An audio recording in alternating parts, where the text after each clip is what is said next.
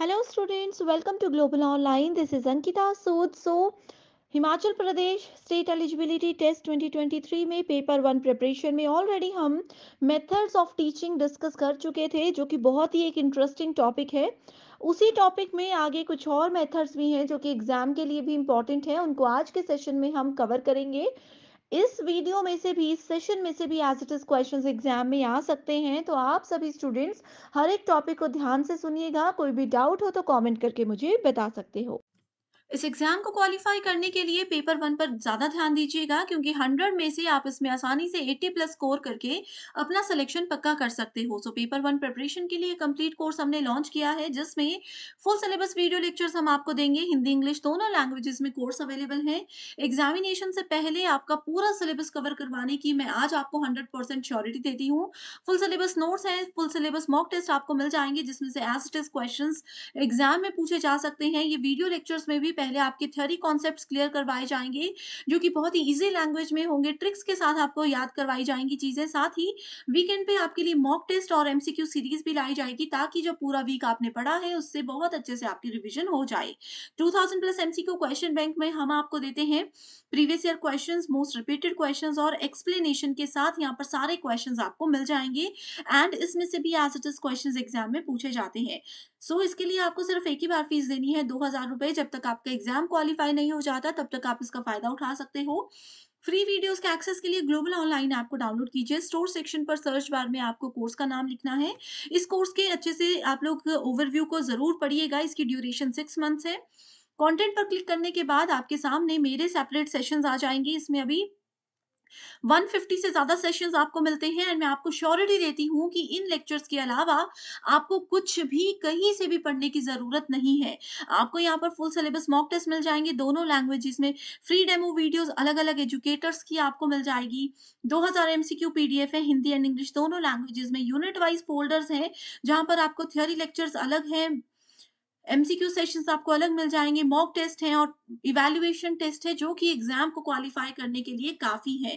तो स्टूडेंट्स, जल्दी से आप गिवन नंबर्स पर कॉन्टैक्ट करके हमारी टीम से इस कोर्स की पूरी जानकारी ले सकते हो एंड जल्दी से इस कोर्स को जॉइन भी कर सकते हो। NTA UGC net paper one में टीचिंग एप्टीट्यूड का ये कंप्लीट सिलेबस है एंड जो टॉपिक आज हम लोग डिस्कस करने वाले हैं वो है मेथड्स ऑफ टीचिंग में, जिसमें कि प्रीवियस वीडियो में स्टूडेंट्स हमने डिस्कस किया था teacher centric method versus learner centric method, offline teaching method and online teaching method. आज हम बाकी के जो 6 to 7 टाइप्स है, जो कि एग्जाम में हर साल पूछे जाते हैं, वो डिस्कस करेंगे एंड इसके साथ ही जो भी टॉपिक होगा उसके साथ में एक प्रीवियस ईयर क्वेश्चन आप लोगों के लिए लेकर आऊंगी, ताकि आपको साथ साथ ही एक आइडिया हो जाए कि किस तरह से क्वेश्चंस एग्जाम में पूछे जाते हैं एंड कैसे हम उसको सॉल्व कर सकते हैं।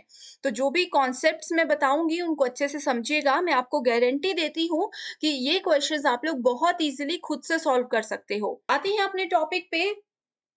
यहाँ पे मैं आपको बताती हूँ कि पहले हमने क्या-क्या डिस्कस किया था, जो कि मैं आपको ऑलरेडी बता चुकी हूँ। लेक्चर नंबर 6 में ये चीज़ें हमने देखी थी एंड आज के इस लेक्चर में हम लोग मेथड्स ऑफ टीचिंग के ये 7 टाइप्स डिस्कस करने वाले हैं, जिसमें से कि पहला है लेक्चर मेथड, दूसरा है डिस्कशन मेथड, तीसरा है programmed instruction method, demonstration method, brainstorming, role play and case study. ये सभी के सभी टाइप्स बहुत इंपॉर्टेंट है।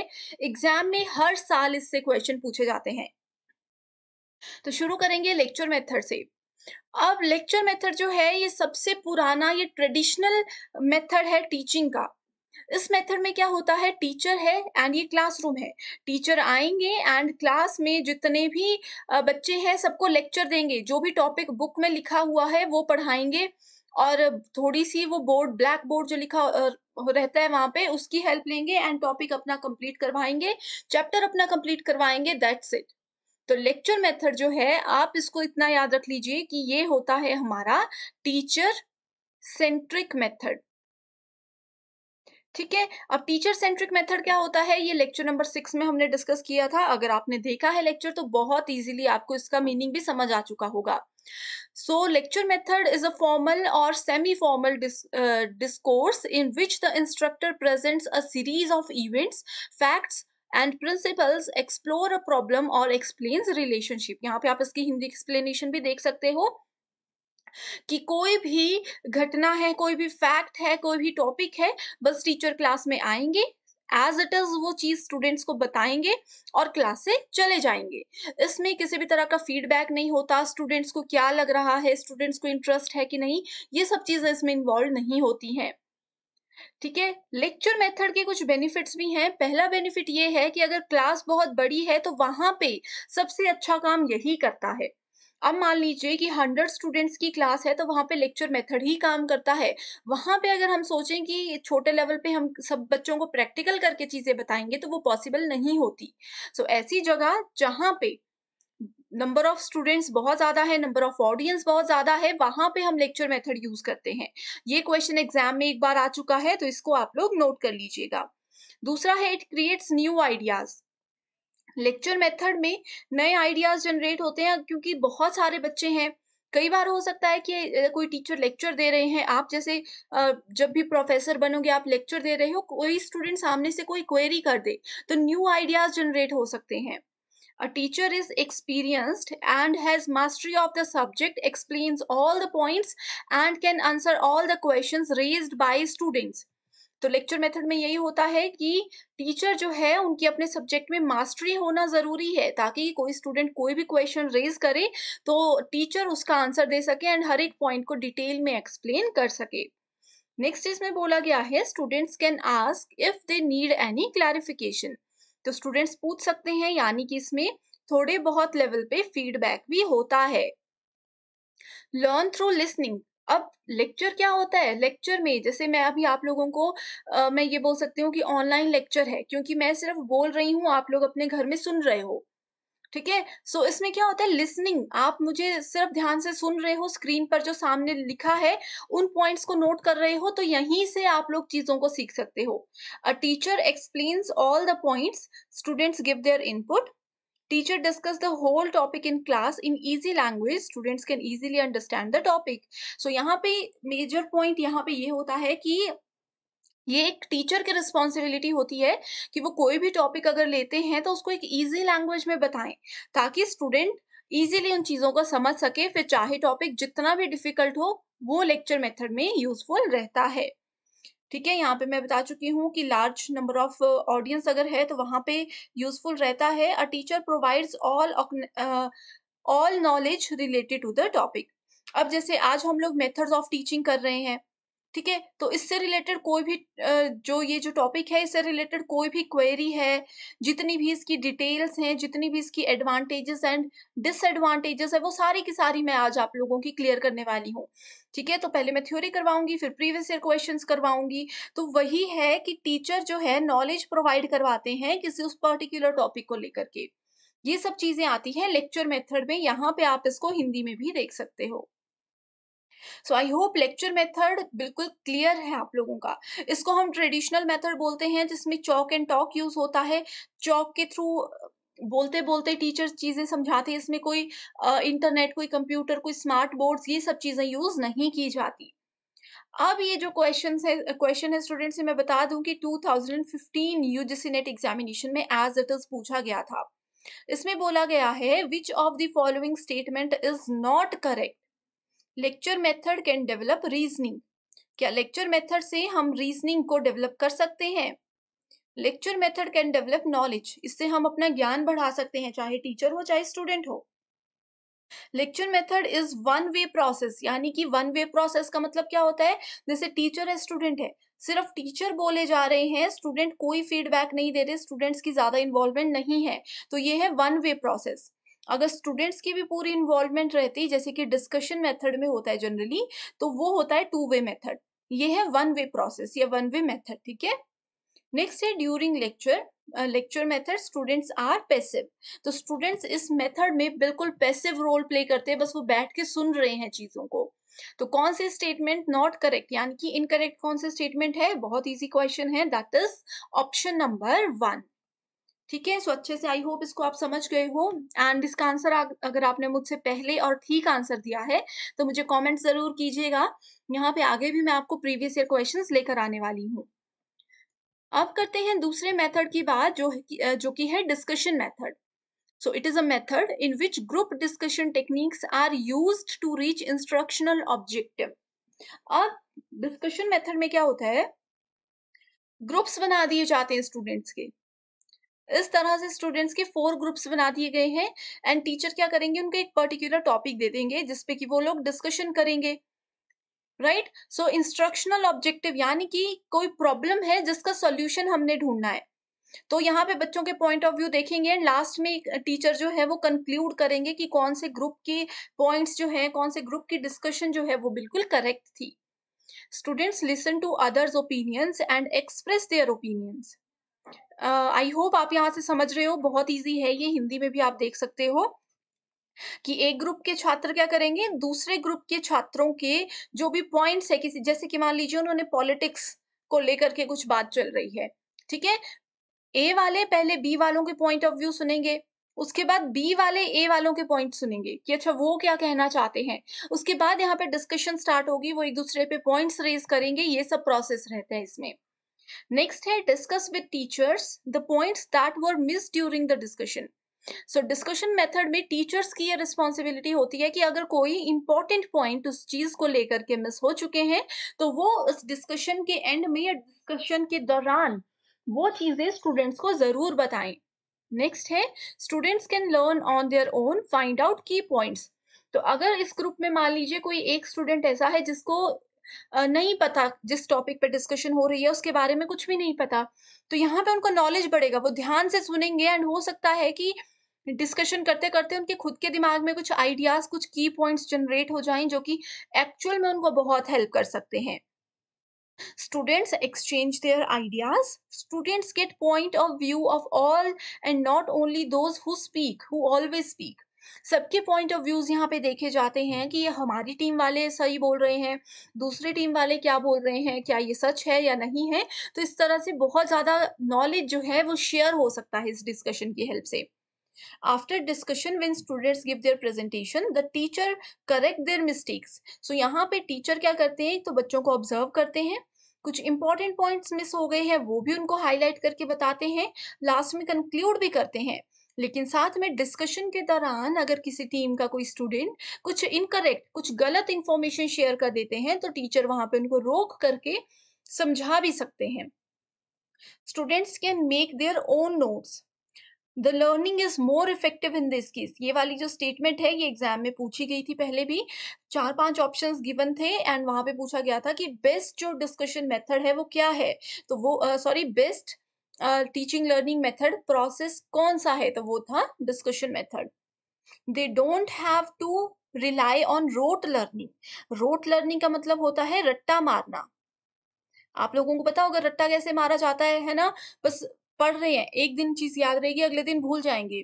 तो इसमें इतनी डिटेल में किसी चीज़ पे डिस्कशन हो गई होती है कि रोट लर्निंग की कोई बात ही नहीं है। हर एक स्टूडेंट के माइंड में पॉइंट्स नोट हो ही जाते हैं। नेक्स्ट है डेवलप्स क्रिएटिविटी अमंग स्टूडेंट्स। तो हर एक स्टूडेंट इसमें क्रिएटिव रोल प्ले करता है। हो सकता है कि किसी एक टॉपिक पे किसी स्टूडेंट को नहीं नॉलेज हो, लेकिन दूसरे टॉपिक पे कभी डिस्कशन होगी तो वहाँ पे उनको ज़रूर पता होगा। तो इस तरह से स्टूडेंट्स और बच्चे जो भी होते हैं वो बहुत क्रिएटिव हो जाते हैं। It evokes thinking among students. तो जो थिंकिंग एबिलिटी होती है बच्चों में, वो यहाँ से इवोक होती है। तो इस स्टेटमेंट को भी नोट कर लीजिए, एग्जाम में पूछा गया था एक बार कि कौन सा टीचिंग मेथड है जिससे कि स्टूडेंट्स की थिंकिंग एबिलिटी जो है वो जनरेट होती है, वो इवोक होती है। सो राइट आंसर होना चाहिए डिस्क्रिप्शन मेथड। राइट, सो यहाँ पे हिंदी एक्सप्लेनेशन भी है आप लोगों के सामने, आप चाहो तो इसको नोट कर सकते हो, ठीक है। नेक्स्ट अगर हम बात करें which one of the following is the best method of teaching. ये अभी मैंने आपको बताया कि एग्जाम में क्वेश्चन आया था 2016 में। सो बेस्ट मेथड कौन सा है टीचिंग का? Lecture method, discussion method, demonstration method, question answer method, ठीक है। सो राइट आंसर है ऑप्शन नंबर 3, डेमोन्स्ट्रेशन मेथड। अब आप बोलोगे कि डेमोन्स्ट्रेशन तो मैम ने करवाया ही नहीं, तो जो नेक्स्ट मेथड है वो यही है। इसमें क्या होता है, डेमो। जैसे कि अगर मैं आप लोगों को डायरेक्टली बताऊं कि कैसे ड्राइव कैसे करते हैं, अगर मैं आपको बस थ्योरी बताऊं, जैसे अभी पढ़ा रही हूँ वैसे ही बताती रहूं, तो आप लोग नहीं समझ पाओगे। तो जब मैं आपको डेमो दूंगी एक्चुअल कार में, जब मैं आपको बिठाकर बोलूंगी कि इसको ड्राइव करो, तो वो होता है डेमोन्स्ट्रेशन मेथड। तो इससे आप बेस्ट सीख सकते हो, बेस्ट वे में चीजों को सीख सकते हो। Next question is maximum participation of students is possible in teaching through. So students की मैक्सिमम पार्टिसिपेशन किसमें होती है? राइट आंसर है जो अभी हमने बात की, दैट इज डिस्कशन मेथड। ठीक है, नेक्स्ट टाइप है हमारे पास प्रोग्राम्ड इंस्ट्रक्शन मेथड। ये मेथड बहुत ज्यादा इंपॉर्टेंट है। It is use to provide remedial instruction. यहाँ पे आप हिंदी एक्सप्लेनेशन भी देख सकते हो, यानी कि उपचारात्मक निर्देश ये प्रदान करता है। It provide makeup instruction for late arrivals, absentees and transients. ठीक है, सो प्रोग्राम्ड इंस्ट्रक्शन मेथड में क्या होता है, कुछ स्टूडेंट्स है जो कि लेट आए हैं या जो बहुत एब्सेंट रहे थे, तो उन लोगों के लिए, जैसे कि आज का लेक्चर है, ठीक है, आज के टॉपिक पे जाने से पहले मैं कल का टॉपिक डिस्कस करूंगी थोड़ा सा। जैसे आज की वीडियो पे शुरू करने से पहले मैंने आपको कल का बताया कि हमने कल क्या क्या पढ़ा था। ठीक है, तो ये होता है प्रोग्राम्ड इंस्ट्रक्शन मेथड। ये हमेशा लेट अराइवल्स या जो स्टूडेंट्स एब्सेंट होते हैं उनको हेल्प करता है to maintain previously learned skills that are not performed frequently enough to accelerate capable students। कई बार होता है ना, capable students मिस कर जाते हैं, या फिर एक ये बोल सकते हैं कि छोटा सा रिवीजन के रूप में काम करता है। to provide enough common background among students to provide the review and practice of knowledge and skills। यहाँ पे आप देख सकते हो इसकी हिंदी एक्सप्लेनेशन। अब आता है मोस्ट इंपॉर्टेंट टाइप, जिससे कि एग्जाम में हर साल क्वेश्चन पूछा जाता है, दैट इज डेमोन्स्ट्रेशन मेथड। तो डेमोन्स्ट्रेशन मैंने आपको बताया कि हम डेमो देते हैं किसी भी चीज को सिखाने के लिए। जैसे अगर आप लोगों को कंप्यूटर पढ़ाया जा रहा होगा स्कूल में या कॉलेज में, ठीक है, आप लोगों को प्रोग्रामिंग लैंग्वेज सिखाई जा रही है, तो आपको अगर सिर्फ थ्योरी करवाई जाएगी तो आप याद तो रख लोगे, रोट लर्निंग तो वहां पे होगी, लेकिन आप प्रैक्टिकल नहीं कर पाओगे। अच्छे से आपने कंप्यूटर चलाना कब सीखा? जब एक्चुअल में आप लोगों को डेमो दिया गया कि कैसे कंप्यूटर ऑन करना है, कैसे इसको चलाना है। जब एक्चुअल में आप लोगों ने खुद से कंप्यूटर चलाना शुरू किया। ठीक है, so demonstration method is a method of instruction where the instructor by actually performing an operation और doing a job shows the students what to do and how to do it. ठीक है, यहाँ पे टीचर बताते हैं कि कैसे काम करना है एंड किस तरह से आप कर सकते हो, कौन सा काम कैसे करना है, हर चीज इसमें बताई जाती है। यहाँ पे नेक्स्ट पॉइंट है टू टीच मैनिपुलेटिव ऑपरेशंस और procedures to teach troubleshooting. ठीक है, यहाँ पे सबसे इंपॉर्टेंट है कि to teach safety procedures. Generally जो सेफ्टी प्रोसीजर्स होते हैं, बहुत से कोर्सेज ऐसे होते हैं जहाँ पे विदाउट डेमोन्स्ट्रेशन मेथड हम नहीं टीचिंग कर पाते, तो ये इसीलिए इसको बहुत इंपॉर्टेंट मेथड माना जाता है। ठीक है, बस इसको आप पॉइंट्स को देख लीजिए। राइट, नेक्स्ट है ब्रेनस्टॉर्मिंग, मोस्ट इंपॉर्टेंट। इससे भी क्वेश्चन आता है एंड स्टूडेंट्स इसमें कंफ्यूज हो जाते हैं, तो मैं यहाँ पे आपको बताती हूँ अच्छे से। ठीक है, ये जो है मोस्ट इंटरेस्टिंग होता है, इंफॉर्मेटिव होता है, गेन इससे नॉलेज गेन होता है, इससे ज्ञान बढ़ता है। ठीक है, ज्ञान बढ़ाओ मतलब ज्ञान इससे बढ़ता है। ठीक है, लर्निंग इज इफेक्टिव। ब्रेनस्टॉर्मिंग क्या होता है, कोई टॉपिक पे आपको बोला जाएगा इसका सॉल्यूशन ढूंढो, ये इस टॉपिक के बारे में कुछ बताओ, तो इसमें क्या होता है, more participation of students. Students का बहुत ज्यादा पार्टिसिपेशन रहता है इसमें। स्टूडेंट्स किसी टॉपिक पे अपना ओपिनियन देते हैं, उनको लगता है कि हाँ हमारी इसके बारे में क्या राय है, हम इसके बारे में क्या सोचते हैं, क्या कहना चाहते हैं, वो सब कुछ यहाँ पे बताते हैं। जैसे कि अभी हम लोगों ने डिस्कशन मेथड देखा था, ये भी उसी की तरह होता है। इसमें भी क्रिएटिव थिंकिंग को एनकरेज किया जाता है। Students think beyond their knowledge. नहीं पता, कई स्टूडेंट्स ऐसे होते हैं कि तुक्के मारने लग जाते हैं, गेस करने लग जाते हैं, कई बार वो भी काम आ जाते हैं। जो भी है, अगर इस तरह के डिस्कशन मेथड एंड ब्रेनस्टॉर्मिंग में स्टूडेंट्स एक्टिवली एक्टिवली पार्टिसिपेट करते हैं तो उनका नॉलेज इसमें बढ़ता ही बढ़ता है। Simple topic can be learn from different angles, यानी कि एक टॉपिक के कितने पॉइंट ऑफ व्यूज हो सकते हैं। एक पर्सन इस टॉपिक के बारे में कुछ और बोलेगा, दूसरा पर्सन कुछ और बोलेगा, तीसरा पर्सन कुछ और बोलेगा। ठीक है, तो कितने पॉइंट्स हो सकते हैं, कितना हमारा इससे नॉलेज बढ़ सकता है, ये होता है ब्रेनस्टॉर्मिंग। अब ग्रुप डिस्कशन एंड ब्रेनस्टॉर्मिंग में ये डिफरेंस है कि ग्रुप डिस्कशन में हमेशा ग्रुप्स बनाए जाते हैं एंड ब्रेनस्टॉर्मिंग में सिंगल कैंडिडेट को भी लिया जा सकता है। ठीक है, यहाँ पे हिंदी पॉइंट्स देख सकते हो आप लोग। नेक्स्ट पॉइंट है रोल प्ले। रोल प्ले क्या होता है, ये भी एक इंटरेस्टिंग मेथड होता है। इससे भी स्टूडेंट्स की जो क्रिएटिविटी है इसको एनकरेज किया जाता है। अब मान लीजिए रोल प्ले में हर एक स्टूडेंट को, जैसे कि मान लीजिए इसका एक एग्जांपल मैं आपको देती हूँ कि हिस्ट्री का कोई चैप्टर मैं आपको पढ़ा रही हूँ। उसमें मल्टीपल लोग हैं। अब हिस्ट्री में बहुत से लोगों के बारे में वर्णना की जाती है, उनके बारे में बताया जाता है। तो एक स्टूडेंट को जैसे मान लीजिए राम बना दिया गया, दूसरे स्टूडेंट को लक्ष्मण बना दिया गया, तीसरे को सीता बना दिया गया, ठीक है? इनको हनुमान बना दिया गया। इस तरह से कुछ भी हो सकता है, तो ये रोल प्ले है।